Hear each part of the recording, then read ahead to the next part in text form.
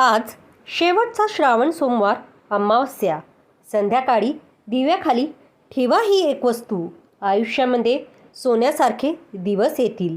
आपल्या घरातील संपूर्ण गरिबी आणि दरिद्री नष्ट होईल. नमस्कार मित्रांनो, श्री स्वामी समर्थ. सर्वप्रथम सर्वांच्या आपल्या श्री स्वामी समर्थ चॅनलवरती खूप खूप स्वागत आहे. स्वामी तुमच्या सर्व चांगल्या मनोकामना पूर्ण करो, तुम्हाला सुखात आणि आनंदात ठेवू ही स्वामी चरणी प्रार्थना.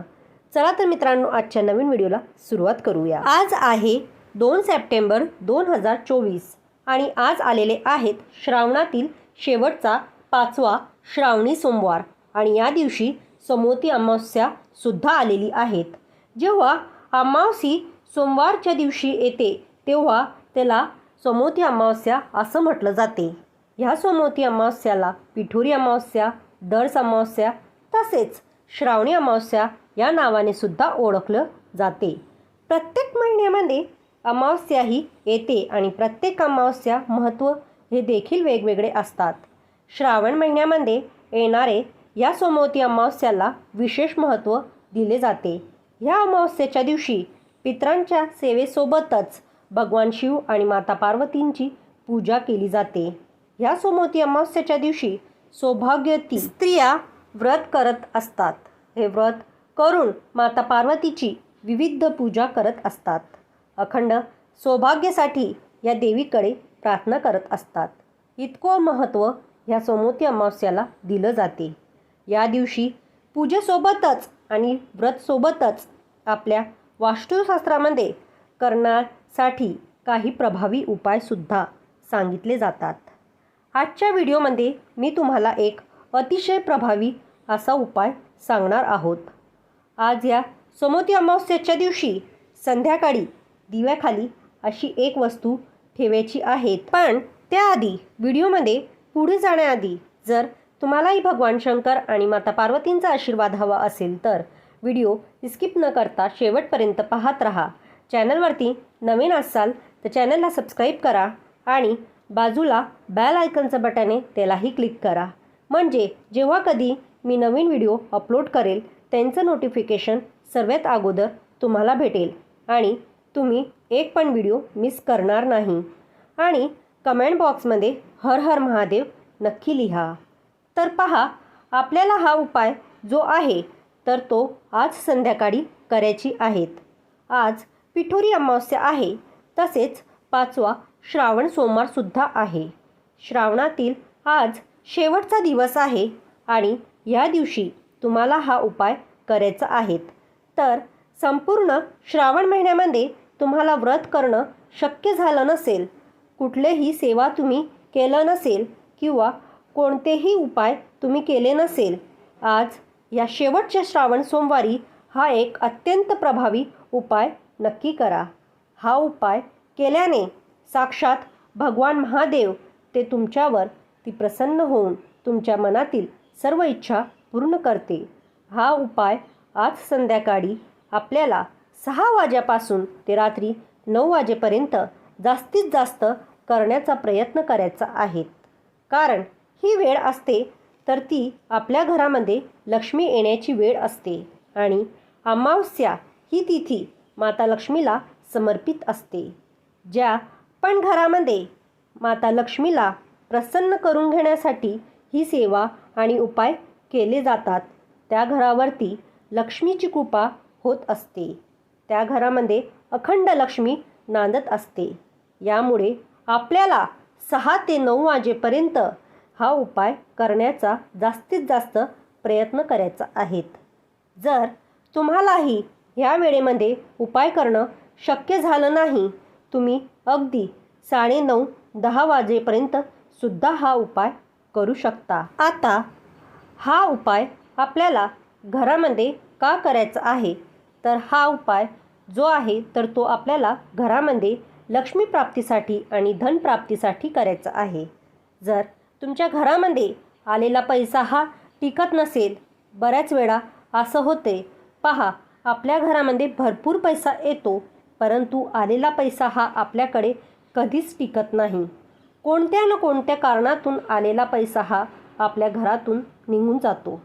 आपल्या हातातून जास्त प्रमाणामध्ये पैसा खर्च होतो, म्हणून पैशाला पैसा हा लागत नाही. म्हणजेच काय, लक्ष्मी आपल्यावरती प्रसन्न आहे, परंतु आपल्याकडे स्थिर नाही.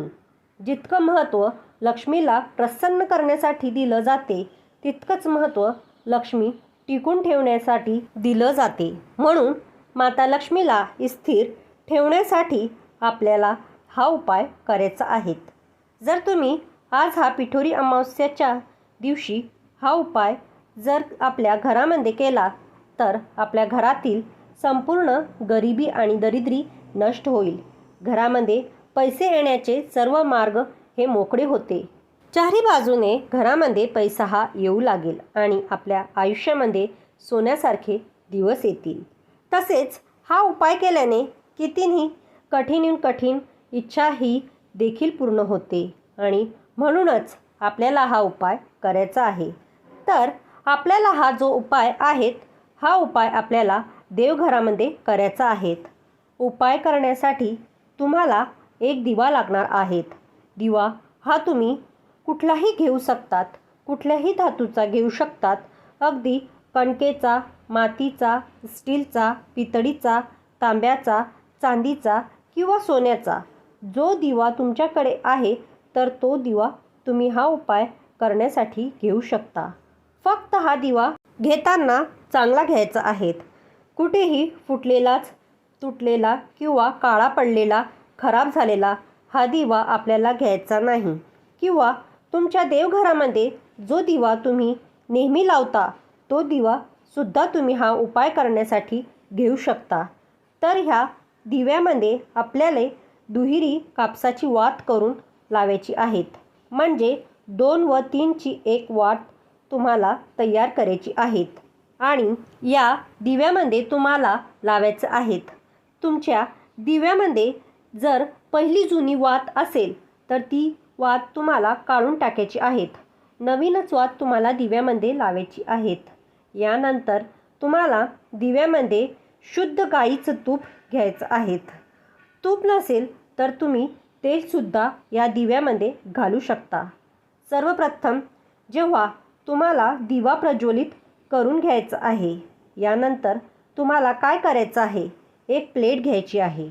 प्लेटमध्ये तुम्हाला हळदी कुंकू मिक्स करून एका त्या प्लेटमध्ये स्वास्तिक काढायचं आहेत. स्वास्तिकमध्ये 4 बिंदू आणि बाजूला 2 लाईना काढायच्या आहेत. आवर्जून घ्यायचं आहेत. स्वास्तिक हे मंगलचं प्रतीक आहे आणि यामुळे स्वास्तिक हे काढताना चांगलं काढायचं आहेत.